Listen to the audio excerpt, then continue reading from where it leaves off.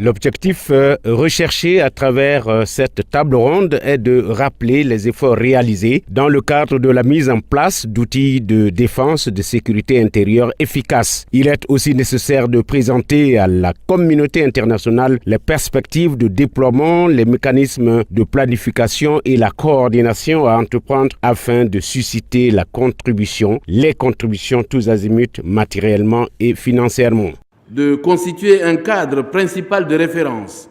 du secteur de la sécurité, le plan national de défense approuvé le 11 septembre 2017 définit l'organisation fondamentale des forces armées centrafricaines,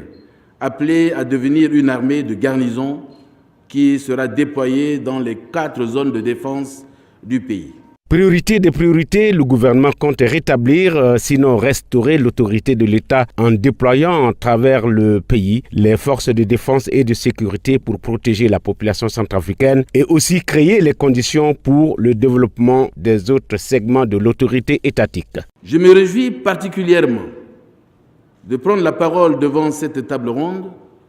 au cours de laquelle les partenaires techniques et financiers vont définir avec le gouvernement, les experts du ministère de la Défense nationale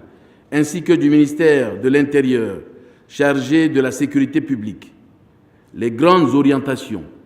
et l'appui financier que peut apporter la communauté internationale à la République centrafricaine pour atteindre ses objectifs. La table ronde regroupe tout au plus 200 participants, parmi lesquels des partenaires techniques et financiers. Elle devra aboutir sur un engagement ferme du gouvernement et des partenaires techniques et financiers pour la mise en œuvre des plans de déploiement des forces armées centrafricaines, le redimensionnement et le redéploiement des forces de sécurité intérieure.